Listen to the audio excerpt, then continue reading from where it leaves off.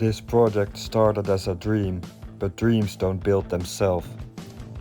For the past 111 days I've been on this journey, working every day without taking any breaks. Not because I wanted to, but because I had to. Winter waits for no one, and I had this deadline set out for myself, that I wanted to finish this cabin before Christmas. Here I am building the facades of the roof. I am building this cabin full scribe, and that means that you make a groove over the full length of the logs. Because there are no notches at the end of these logs, and I will cut them later into the angle of the roof, I will secure them with wooden pegs. This makes sure that the log stays into place. I use approximately 4 or 5 pegs for each log. Here I am installing a pole with some guidelines, so I can see the angle of the roof. I am making this roof in an angle of 35 degrees. And with help of those guidelines, I can decide which length the next log can be.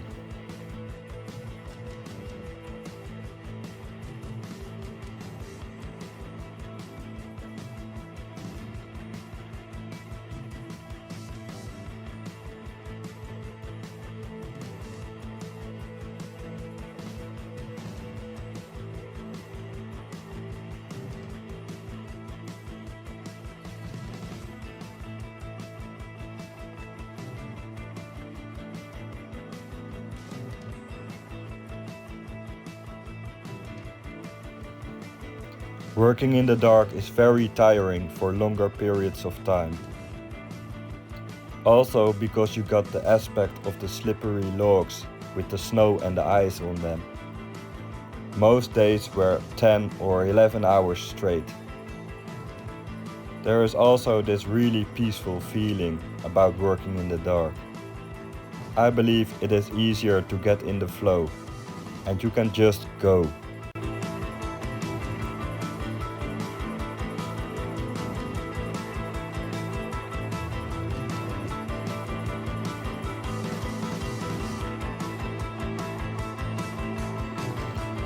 To be honest, the mornings were tough. I always felt that my body was really sore and very low energy. But I knew that if I just did go to the building place, then after an hour or so, that feeling was gone and I was in the flow again. And then you don't feel that you're tired anymore. Often I trick my brain by saying to myself, if it starts snowing again, then I go home. And then what happened? I was in the flow again and I didn't mind, and I just kept on working. So after the first day, I already knew I was going to build this cabin on top of the hill. And if you watch closely, you can see really big mist banks rise all around the hill. I remember feeling all alone in the world. Just me and my cabin.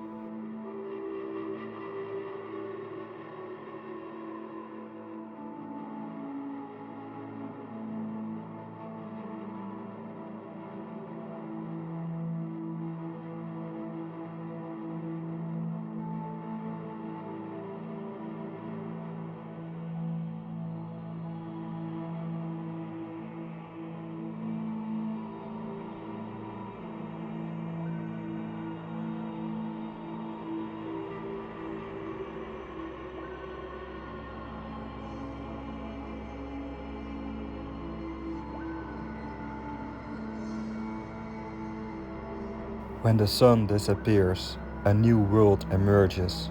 The darkness strips away any distractions, leaving you alone with the smells, the sounds, and the rawness of nature.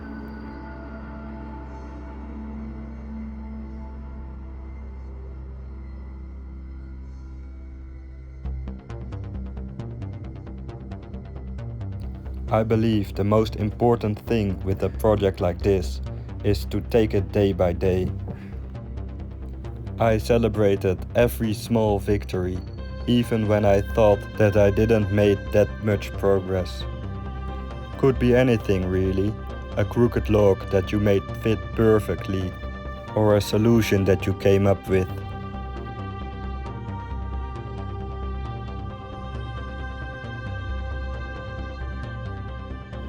At the very beginning of this project, there was one day when I tried to take a rest day, but it didn't work out.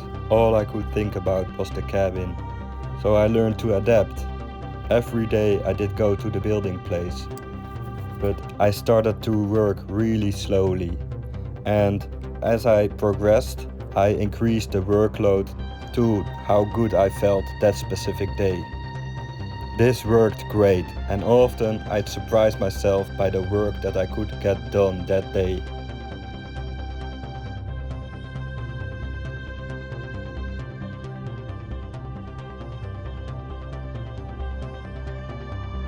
At this point, the weather was surprisingly soft, and I often just worked in just a shirt.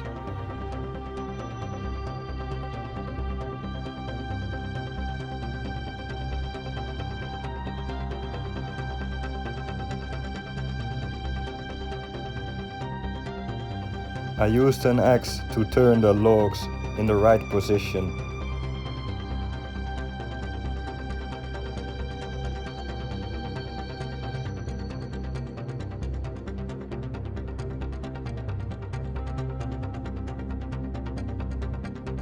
Here you can see the two platforms that I created, and I've built those to roll the logs on and off the wall.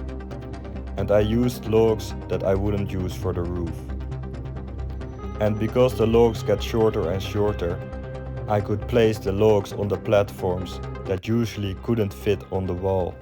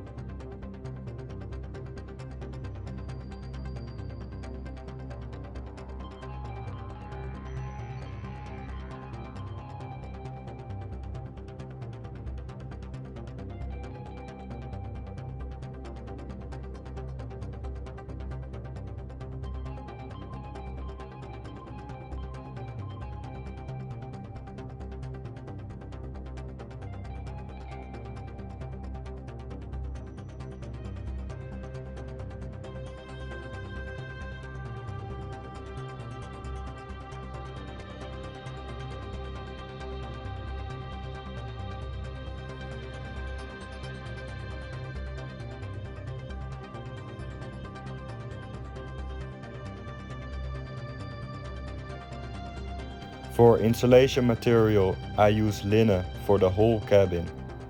So I use linen between the logs, for the floor and for the roof. I had made a calculation that I needed 14 layers of logs on each side of the roof. It was a good thing knowing that the logs get shorter with each layer.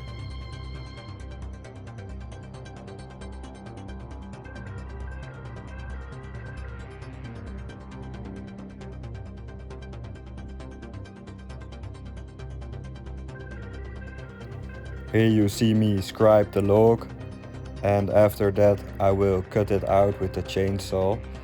I do this by making a V cut and then make 2 cuts in the opposite direction, and usually that is enough. After that I use the angle grinder to refine the lines and make the log fit.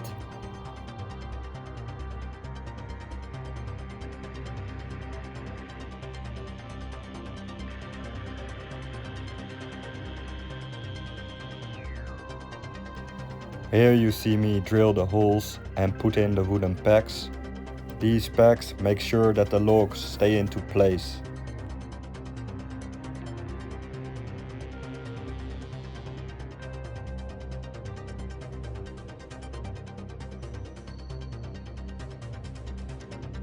At first it feels a bit awkward balancing on these logs with a chainsaw in your hand, but you get used to it pretty quickly.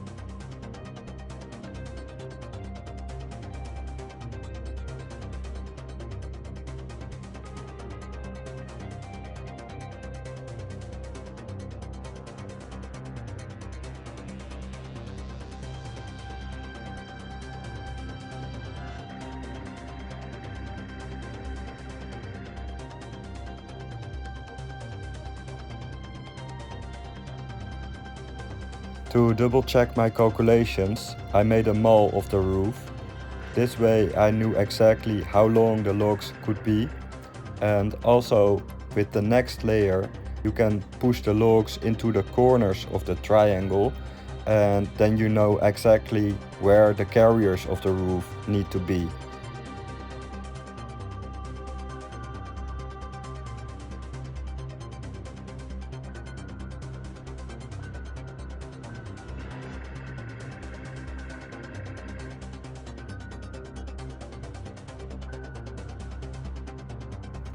Here you can see that I removed the platforms that I used on the wall, because I now have the two carriers. The two logs remaining on the wall are the two logs that I will use to support the second floor.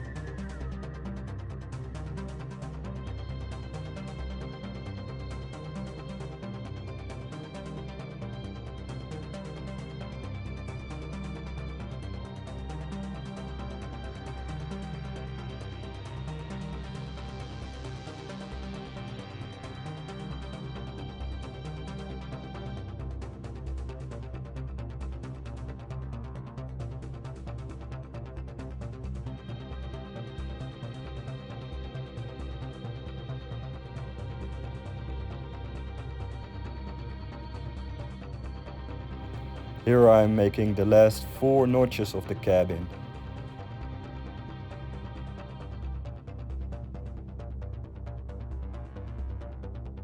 I remember this point. This was the exact point when the temperature dropped and the wind picked up and it started to get really cold.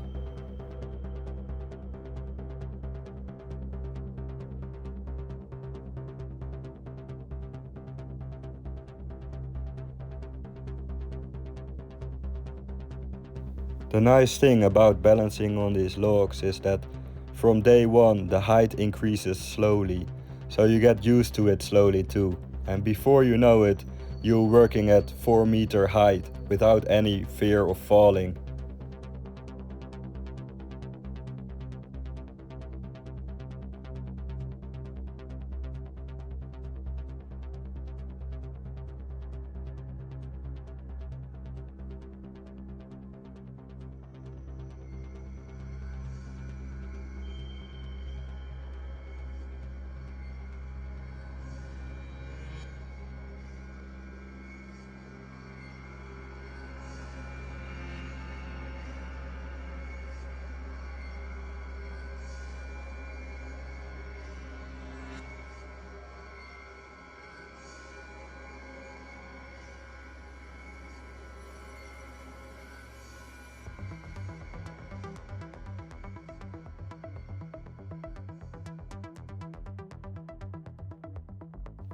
At the first stage of this cabin build, I was selecting the nicest logs, and after a while I began to appreciate the most crooked logs and started to use them as well.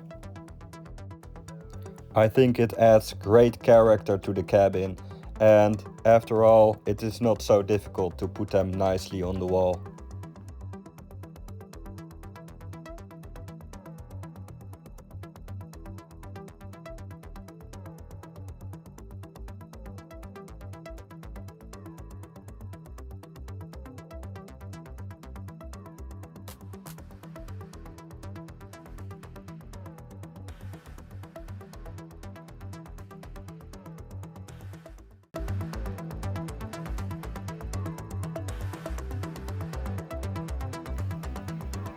This is the perfect weather. Frost and a blue sky. As long as you keep moving, you will be just fine.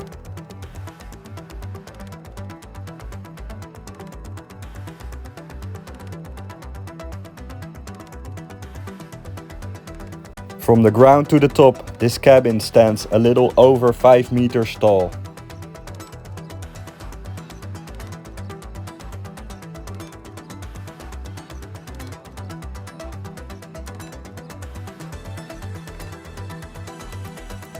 One of the reasons that I went for linen as a natural insulation material is that the weapon of the village nearby is a linen flower. There is even a river nearby where they used to wash all the linen produced in the village.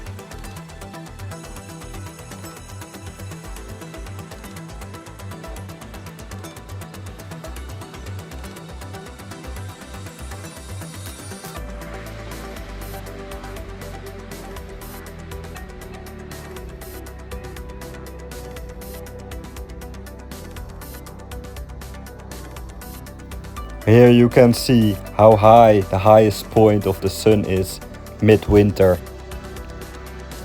And you can also tell why I built my cabin on this place with the porch facing south.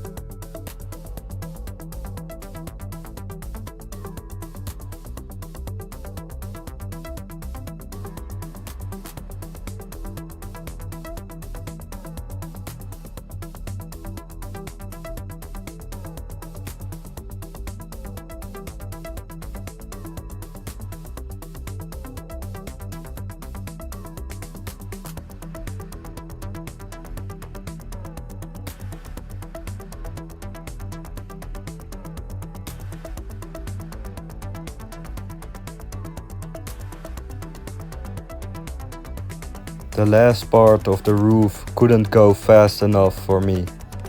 I already had a date in my mind when I wanted to start on the outer roof.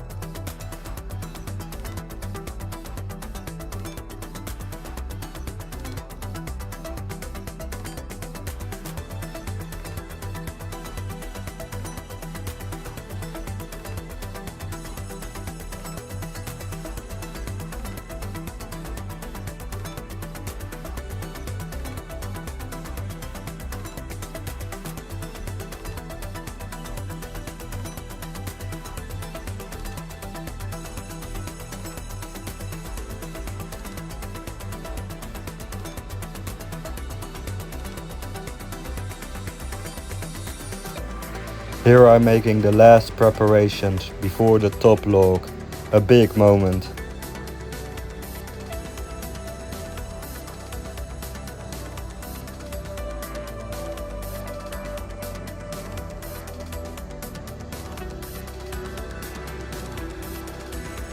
Here I am putting the top log into place.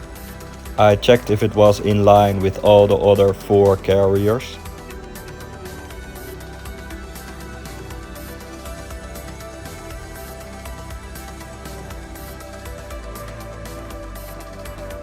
Getting the top log into the right position was a bit of a hassle.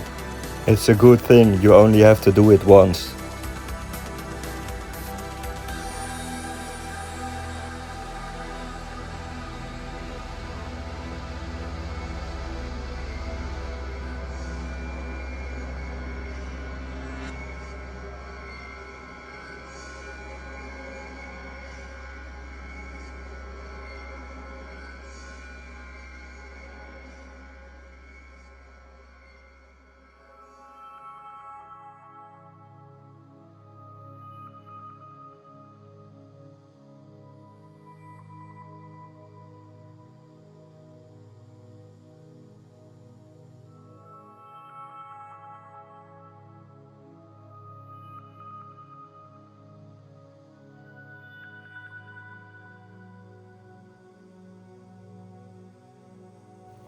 After 102 days, I think it kinda looks like a house already.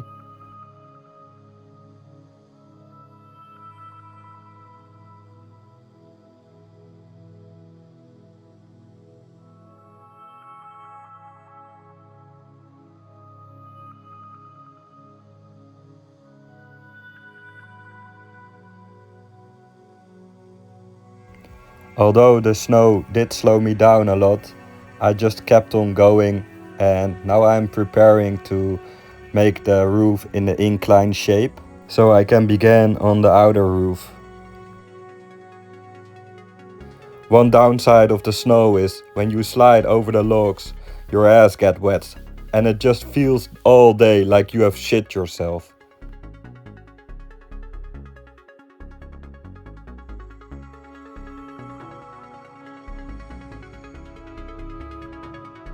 To get the roof into the right angle, I placed these beams alongside the wall and screwed on other beams between the carriers of the roof. This way I had the exact angle of the roof.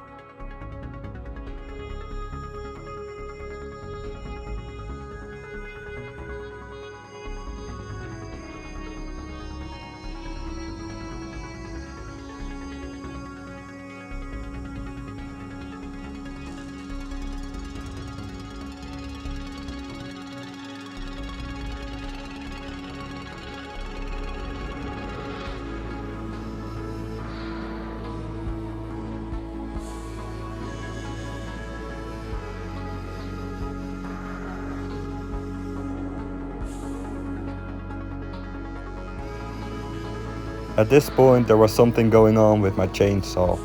I remember it was diving down all the time. And I solved this problem by turning the blade of the chainsaw upside down. After I changed this, it was perfect again.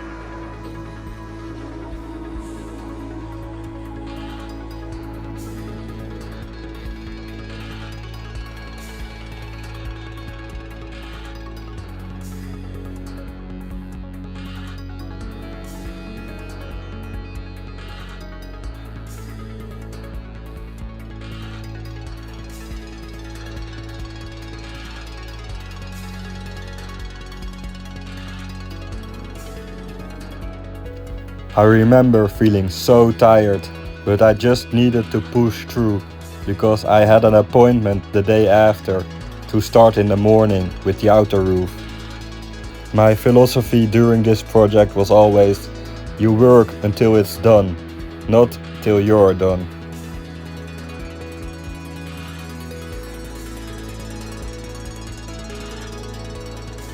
For the last 4 days of this cabin build, I received some help from neighbors across the river. It's a Finnish tradition called talko, where people from around gather to finish an important building project. My first reaction was no, because I wanted to build this cabin totally myself. After I put my ego aside, the help was very much welcome. I knew there were incoming snowstorms predicted, and I also knew how important it is to keep the roof insulation material dry.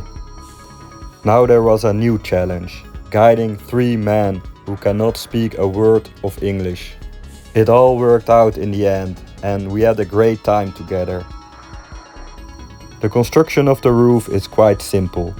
First you place connected boards over the construction of the roof, followed by a layer of paper which act like a vapor barrier.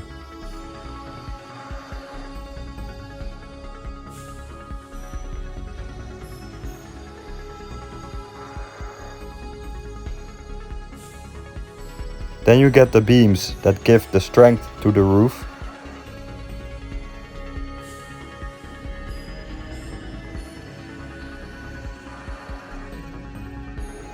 I've chosen for quite a big overlay of the roof, and that has everything to do with this ditch. I temporarily covered the ditch with spruce leaves to prevent snow from getting in. Because I am building on a sand dune, the melting water will go straight down, so that's not an issue. But of course it is preferable to not get snow in the ditch, and that's where the overlay of the roof is for.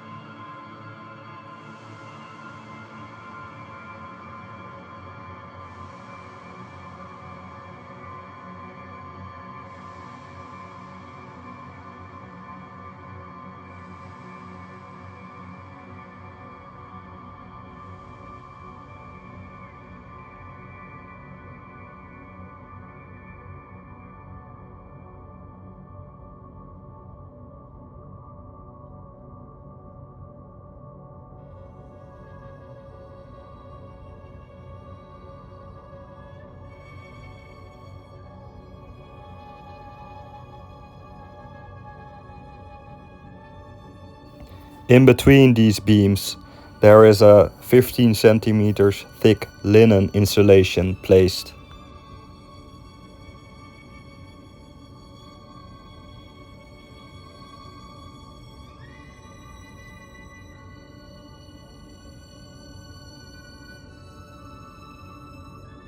This is being covered with horizontal boards.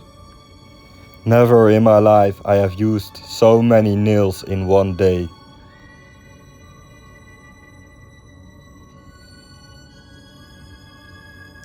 And then lastly there is a tar bitumen to cover the roof.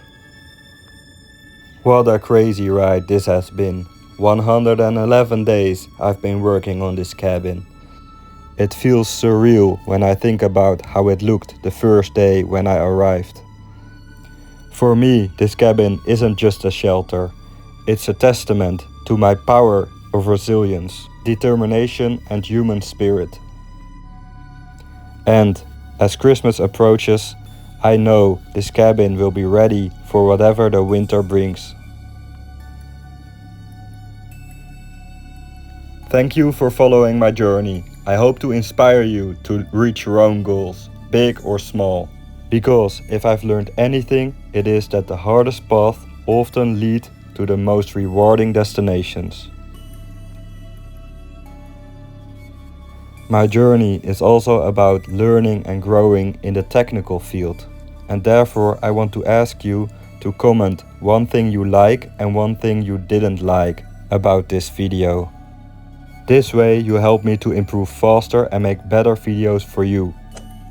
If you like this video, you know what to do, and until next time.